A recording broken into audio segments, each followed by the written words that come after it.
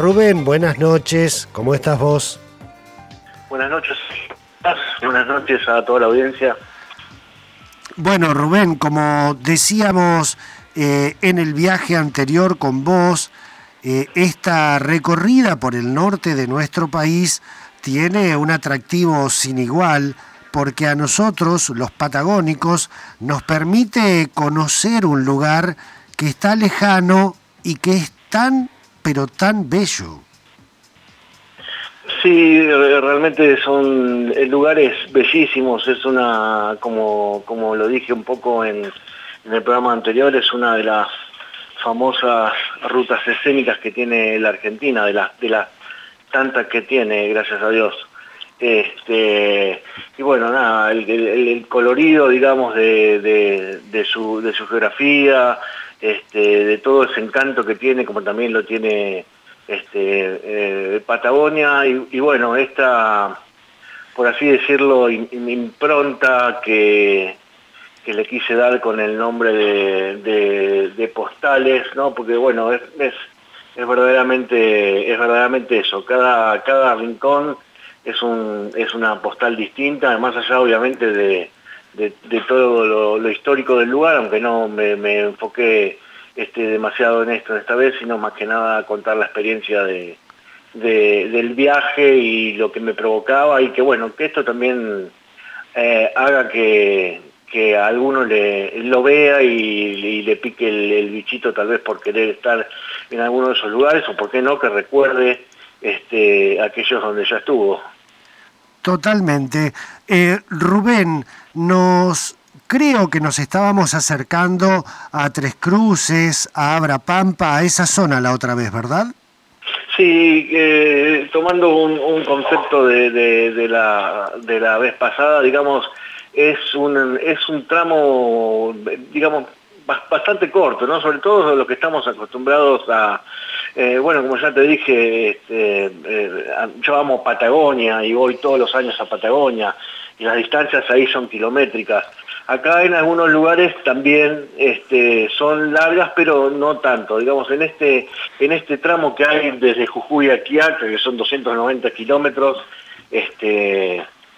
bueno, tenemos todo este tipo de pueblitos y tenemos la mayoría de los atractivos digamos, que es el capital más fuerte de lo que tiene la quebrada de Humahuaca, que digamos yo lo nombré conceptualmente como que ese segmento, ese tramo era la quebrada, toda la quebrada de Humahuaca. La realidad es que geográficamente no es todo la quebrada. Releyendo algunos conceptos me di cuenta, ya a partir de esta zona de Tres Cruces, que es una de las fotos que ya estamos viendo acá en este primer bloque, empieza lo que sería, digamos, la puna, ¿no? Toda una gran planicie de altura que se extiende hasta La Quiaca, y bueno, después obviamente continúa hasta Bolivia, y esta es más o menos la zona más alta. Estamos en los 4.000 metros de promedio, depende de cada uno de los lugares, y bueno, es esto mismo, ¿no? Es más planicie, ya no es tanto la quebrada como se mencionaba, con todo, digamos, sus cerros, sus serranías individuales, porque bueno, son muchas cortitas y muchas en todo lo que es alrededor. De hecho, estamos viendo en una de las fotos, vamos a ver un cerro bastante colorido. Se lo llama el Espinazo del Diablo, un nombre bastante tétrico. Y bueno, no es más que todo un plegamiento sedimentario, de rocas sedimentarias del terciario, si no me equivoco, que bueno, como también mencioné, que ocurría en el Cerro de Siete Colores o en la Paleta del Pintor, en Maimará. Esos sedimentos se fueron alzando, se fueron plegando, y es donde hace, bueno, todas estas formas, digamos, curvas o más triangulares en algún otro lugar, y todas esas diferentes líneas de colores que tienen no es más que esto, no es más que diferentes capas de sedimento que a lo largo de millones de años se fueron asentando, y que son de cada color representa algún tipo de de mineral, digamos. Bellísima, bellísima la imagen. Que eso es una imagen muy linda, muy característica, o sea, digo, sigue en la misma línea del Cerro de Siete Colores, del Hornocal, de la paleta del pintor,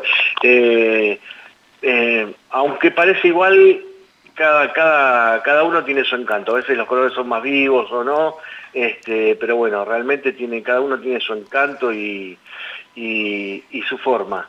Y bueno, toda esta línea de pueblos que faltaba, que es lo que puse, digamos, para realizar esta segunda nota de postales, bueno, son ya en el último tramo, más o menos es un tramo de 100 kilómetros que hay desde Tres Cruces hasta la misma Quiaca, ¿no? Y bueno, este tipo de pueblitos también ahí está Abrapampa con esos carteles donde generalmente estoy son los típicos nomencladores ferroviarios, o sea, los carteles que llevaban cada una de las estaciones, porque cada uno de esos pueblos también son estaciones, o sea, primero fueron pueblos y después allá por el 1908, si no me equivoco, que empieza a llegar el ferrocarril Central Norte, es donde, bueno, en cada uno de esos pueblos se va colocando alguna estación, algunas con más importancia que otras, porque bueno, digamos, las construcciones, por así decirlo, es como que indican eso. Por ejemplo, la de Puesto del Marqués, perdón, que es la que más fotografías tiene ahí, donde hay todo digamos, una palanca de cambios, hay varios desvíos. Ahí también pongo una foto de esos desvíos y bueno, todos tenían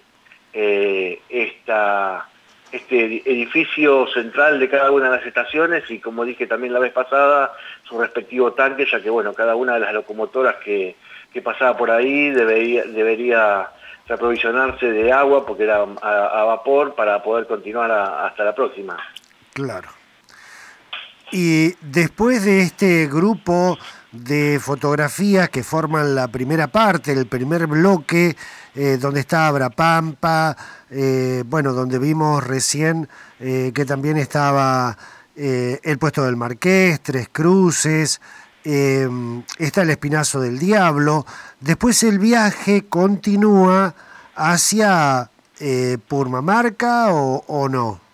No, ahí ya estoy, digamos, en la línea que hice del viaje estoy yendo de sur a norte. Ah, O de sea, sur a norte. de la misma manera lo hice en la vez pasada. O sea, Claro. En el último punto que dejamos la charla anterior, que era, si no me equivoco, Iruya y Turbe, que eso está, digamos, está como, a ver cómo decirlo, como separado de la línea de la ruta escénica de la ruta 9. Claro. Pero bueno, son pueblitos que tienen, digamos, esa importancia más allá que no estén en esa misma línea. Y Turbe sí está muy cerca ahí está ahí nomás, de la ruta 9, y por ahí se pasaba para ir a Iruya, y de la misma manera estoy continuando hacia el norte, hacia la Quiaca.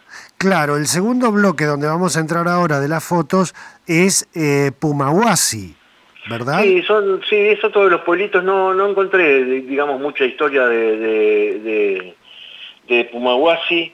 Sí encontré que significa casa del Puma, pero bueno, a veces uno le dice pueblito y no sabe dónde está la diferencia entre un caserío y un pueblito, porque a veces es eso, son solamente 4 o 5 casas, la iglesia infaltable, siempre de estilo colonial, y bueno, la estación, que ya tiene toda esa zona más de 100 años, y bueno, y después algún que otro monumento, digamos, digamos, más allá de la modernidad, ya con una impronta más que nada para el viajero, como está el monumento a la llama ahí, que está justo ahí atrás del monumento se ve el tanque de agua de la estación de Pumahuasi, y bueno, las típicas postales de llamas, las llamas por todos lados, y también ahí veíamos Bueno, ahí hay dos fotos de lo que es las vías, uno de esos desvíos que quizás era una zona donde también había, se explotaban algunos minerales en forma de, ¿no? En forma de mina, digamos, y bueno, quizás alguno de esos desvíos vaya, o no solamente a algún pueblo que salga de la línea de la Ruta 9, como te decía recién, Iturbe y Luya, sino también alguna de esas minas donde se trabajaba algún tipo de mineral. Si no recuerdo mal, era plomo y bueno, y no recuerdo algún otro. Y Rubén, hay otra de las, perdón que te interrumpí, sí, sí, hay otra de las fotos que tienen, bueno, el tendido de las vías muy desmejorado, lo eso te iba puse. a preguntar. Ah, mira.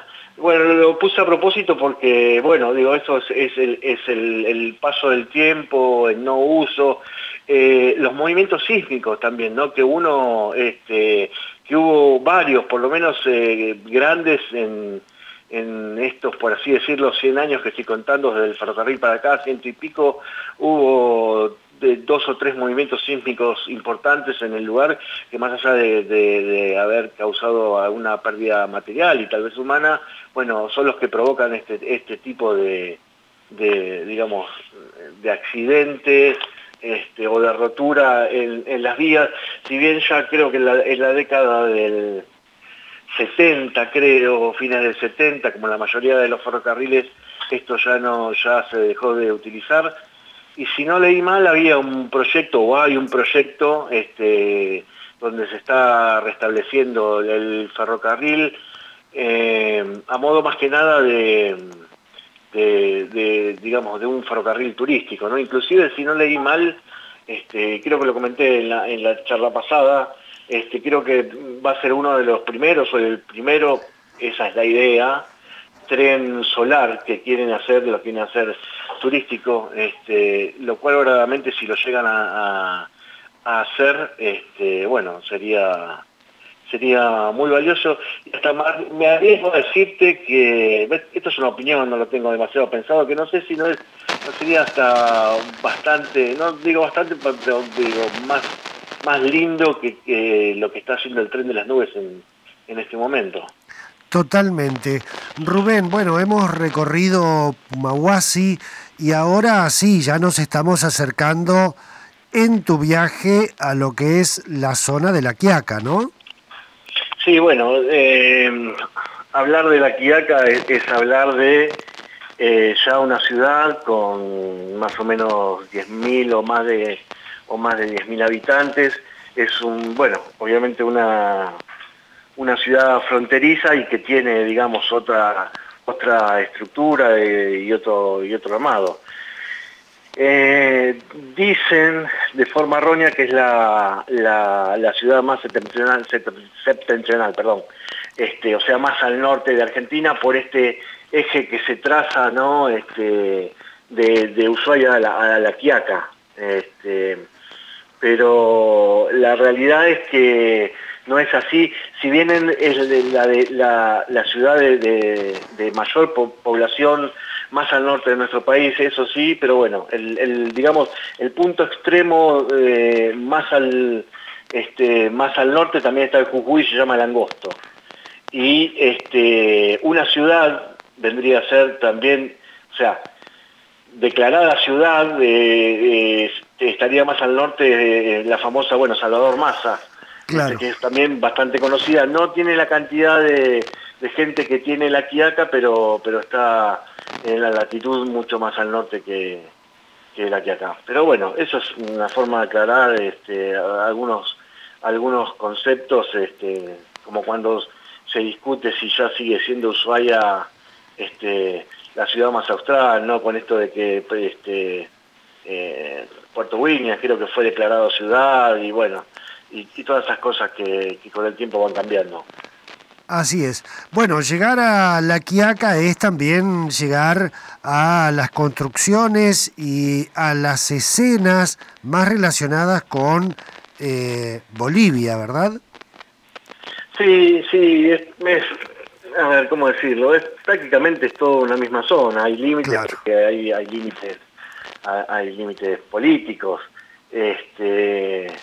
Pero bueno, en relación con lo que es la ciudad y el turismo, bueno, tiene su importancia. La ciudad fronteriza, o sea, la salida, por así decirlo, más importante por la ruta también que tiene y por lo que, digamos, que quiera ir para Bolivia o seguir para el norte, va a ir por la ruta 9. Pues hay otros pasos, pero va a seguir la ruta 9. Y bueno, fundamentalmente también porque es la terminación del recorrido de la ruta 40, que en uno de los carteles, el más colorido, donde estoy al lado, marca bien cuál es el trayecto dentro de Jujuy y cuáles son los pueblos que va por donde va pasando. Recordemos que la ruta cambió bastantes veces de recorrido, ¿no? De traza, bueno, claro. De traza, exactamente. Ese es uno de los, bueno, el último recorrido, el más aceptado. Claro. Después se ve ahí la imagen, bueno, la iglesia del Perpetuo Socorro, una iglesia muy linda, muy grande, que no tuve posibilidad de poder ingresar porque cuando estaba por ahí estaba cerrado. El típico edificio de la estación, que la arquitectura generalmente cuando son ramales así, que están hechos, por así decirlo, en una misma fecha y demás, son más grandes o más cortos, pero arquitectónicamente prácticamente son de la misma manera, claro. De la misma manera los techos, de la misma manera los tanques y sus disposiciones y demás. Bueno, hay otras edificaciones, hay una edificación antigua que abarca ahí es una ochava, una esquina muy grande que no pude dar con qué cosa era, pero se no...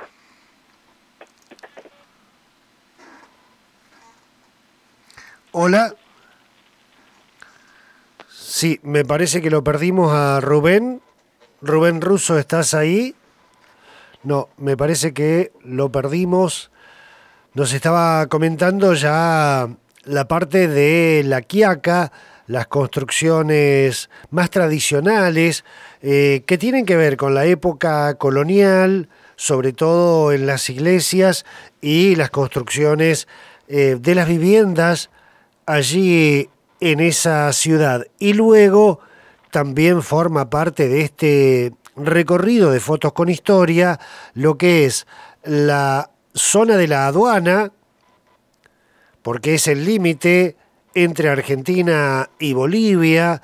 Se cruza caminando generalmente en esa zona y es, como decía Rubén Russo, la zona más hermanada con Bolivia, tanto en el paisaje como en las comidas, la vestimenta, la relación entre ambos países allí es muy fraterna, muy cotidiana y van y vienen vecinos de cada uno de los países. Llegar desde cualquiera de los lugares de nuestra República Argentina a La Quiaca es llegar también a buena parte de Bolivia, porque está esta cercanía y esta relación diaria que se mantiene con el vecino país. Entre las fotos que incorporó Rubén Russo en este recorrido están también los registros en imágenes de esa zona de Bolivia vecina a nuestro país en La Quiaca, sobre todo lo que tiene relación con los comercios en muchísimos casos que están relacionados al turismo argentino que cruza la frontera y llega a esa zona de Bolivia. El paisaje, la realidad es muy similar de un lado y del otro. En el lado argentino es posible que algunas comidas sean todavía más conocidas para nosotros. Cruzar a Bolivia significa también encontrarse con otra gastronomía, con otras comidas, porque los hábitos son absolutamente distintos. Ahora sí, Rubén, vamos a continuar. Estábamos en La Quiaca cruzando hacia Bolivia. Sí, Sergio, perdón, un desperfecto técnico, pero bueno, suele suceder. Está bien. Sí, bueno, ahí el río Quiaca es el que hace de límite. Y la verdad que bueno, pasé simplemente para conocer un poco, no tenía data de qué atractivos me podía encontrar, ¿no? Y no, realmente no estuve mucho tiempo. Más que nada es, a ver, como un gran paseo de compras, como por Ciudad del Este, pero a otra escala, donde puede uno ir a comprar, qué sé yo, diferentes cosas de bazar a sábanas, a camperas, pero bueno, pasé a ver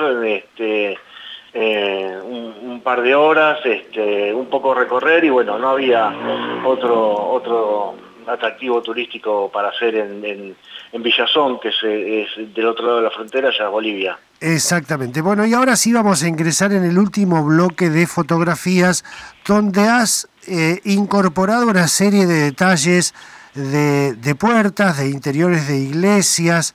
Contanos un poquito de eso, Rubén. Bueno, acá más que nada me dediqué a la localidad de Yavi, que es una localidad que no está en el eje de la Ruta 9.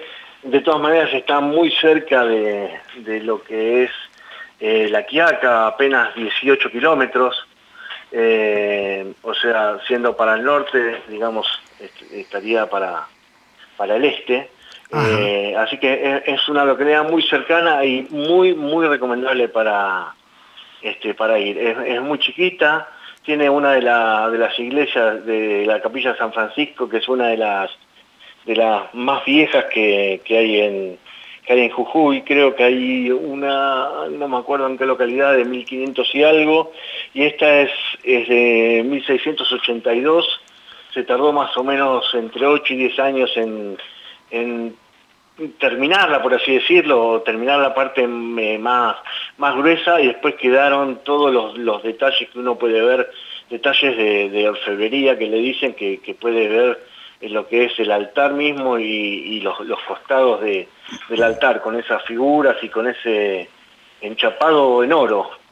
Están todas esas iglesias, por lo que también estuve leyendo,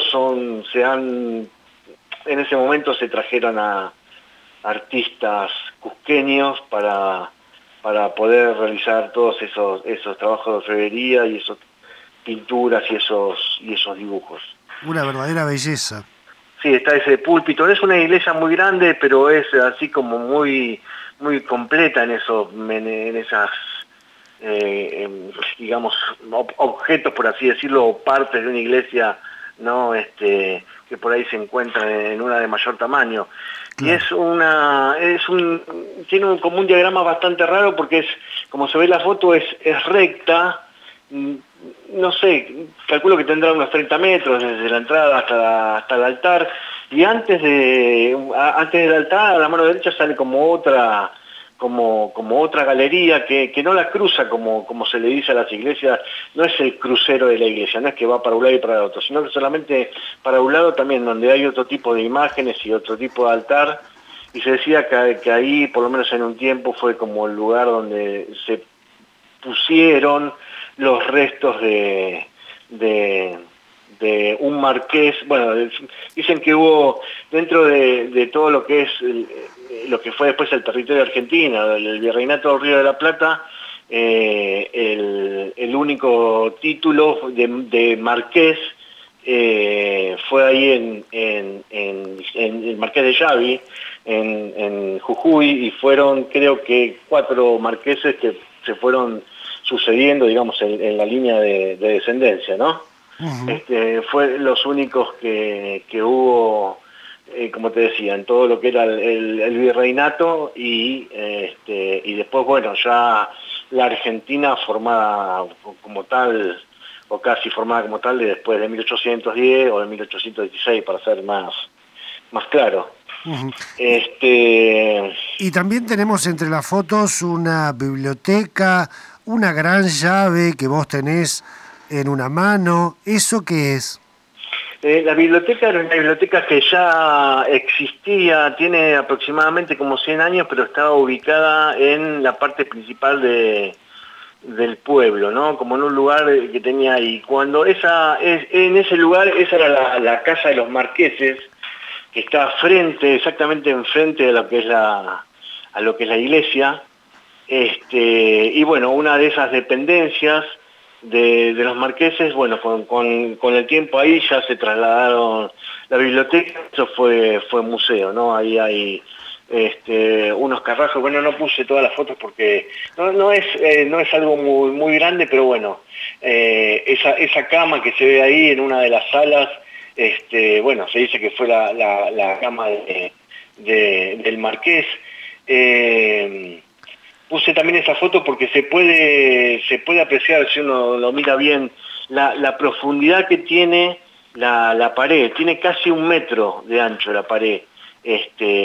Bueno, ahí la ventana en todo lo que es alrededor. Exactamente, impresionante. Yo creo que en un punto estimo, por algo defensivo, era un lugar que en ese tiempo, bueno, se libraron varias batallas por el tema del poder, ¿no? Entre Claro. lo que eran los realistas y los que eran, los que eran el ejército patrio, Güemes, y bueno, se han librado muchísimas batallas en toda esa zona. Así que un poco debe ser por ambas cosas. Ahí también se ve en otra de las salas una vagoneta, de trocha de Caubil, que si alguien recuerda cuando mencioné la trochita que tenían en Cabo Blanco para sacar la sal, bueno, de la misma característica, se llama de Caubil a una trocha que tiene no más de 60 centímetros de ancho entre riel y riel. Y esa era la medida que tenía esta, que bueno, se utilizaba para uno de los emprendimientos mineros que hay alrededor de toda esa zona. Y después, bueno, fotos de la ventana, de las puertas, de esas grandes rejas que son bien de estilo colonial y también, obviamente, por un tema defensivo. Ahí puse un plano de Constantina Lamas, la señora que se encarga de la biblioteca, que realmente creo que fue una de las cosas más lindas que me pasaron en el viaje, ¿no? Más allá de lo escénico, de lo que me gusta recorrer, de lo que me gusta la arquitectura, no soy curioso por todas esas cosas, lo que no entiendo lo fotografío y después trato de entenderlo leyendo, y lo que a veces ya lo leí y lo entiendo mejor. Pero bueno, hablar e interactuar con la gente es una cosa que no tiene precio.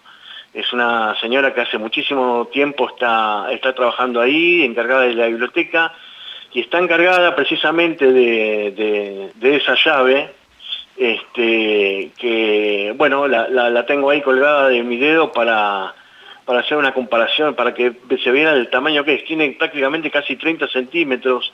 Es la llave original de una de las puertas, tal cual la cerraba en su momento el marqués. Es la única que queda con la llave y con la cerradura original en el lugar, y la tiene ella. Cuando yo llegué ahí al museo, tuve que esperar porque ella todavía no venía, y ella era, digamos, la que traía la llave para poder abrir la biblioteca y para poder contarnos un poco de la historia también. Rubén, se nos está terminando el tiempo, pero antes quiero agradecer a las personas que a través de Facebook han estado viendo Fotos con Historia en la última partecita del viaje hacia La Quiaca, en la quebrada de Humahuaca. Ana Julia Toledo, que es de Río Gallegos y está en Buenos Aires. José Max, que está en Andacollo, provincia del Neuquén. Grapa La Vecino, que está en Bahía Blanca. Noemí Sanabria, aquí de Neuquén. Nair Ferchil, que está en Río Gallegos. Liliana Villalba, que está en Olavarría. Verónica Reyes, de aquí de Neuquén. Héctor Marrero, de Aluminé, Claudia Veiga de aquí de Neuquén, Elvira Reyes de Zapala, Diego Promencio desde Bahía Blanca, Gustavo Santucho de Neuquén, Grapa la vecino, como habíamos dicho, Alejandro Menéndez de aquí de Neuquén, Marcelo Matías desde Olavarría, Mario Oyola desde Comodoro Rivadavia, Verónica Lapi, María Alejandra Kuklis, Lorena Nicolás Creide, Mirta Lidia Agostino, Daniel Bagnat, Elba de Pérez, Gustavo Tustanowski de San Martín de los Andes, Fabio Marcelo Riquelme de Las Heras en la provincia de Santa Cruz. Bueno, muchísima gente la que nos ha seguido esta noche, Rubén, con este recorrido. Bueno, es muy emocionante escuchar eso y saber que hay mucha gente atrás, inclusive mucha gente que a lo mejor no tiene la posibilidad de comunicarse. Y bueno, nada, realmente está buenísimo, un agradecido de esta posibilidad de que me seguís dando. Sergio, es una cosa que la hago con mucho placer porque la vivo con mucho placer, entonces no puede ser de otra manera. Puedo a lo mejor confundirme en algún término, no tener desarrollada una idea, porque bueno, es bastante difícil que uno pueda estudiar y estar al tanto de todo, sobre todo cuando más o menos viaja seguido, que es la suerte que tengo. Pero bueno, nada, le pongo lo mejor que tengo y muestro lo mejor que puedo hacer, que es de mis ojos, a través de la fotografía. Rubén, antes de despedirnos, bueno, un saludo de Damián Bruno Verón desde Lago Puelo o El Hoyo, no sé dónde bien está ahora Damián Bruno Verón. Diego Promencio dice: felicitaciones Sergio y Rubén Russo. También se ha sumado Aurelia Fuentealba de aquí de Neuquén. Y hay una pregunta de Marcelo Matías. Dice preguntarle si el paso de Socompa está activo todavía. Realmente no sé decirlo. Yo tampoco sé. No sé decirlo. Lo vamos a averiguar quiero decir por decir, pero si lo llego a averiguar, te lo digo, y vos en algún momento si lo podés contestar, se lo contestás, pero no tengo realmente idea. Bárbaro. Rubén Russo, el agradecimiento y el reconocimiento de la generosidad que tienen vos y Diego Promencio de ser protagonistas de esta sección Fotos con Historia, compartiendo los viajes, los relatos y las imágenes que conforman estas Fotos con Historia en Viaje al Puerto de la Noche. Un abrazo inmenso.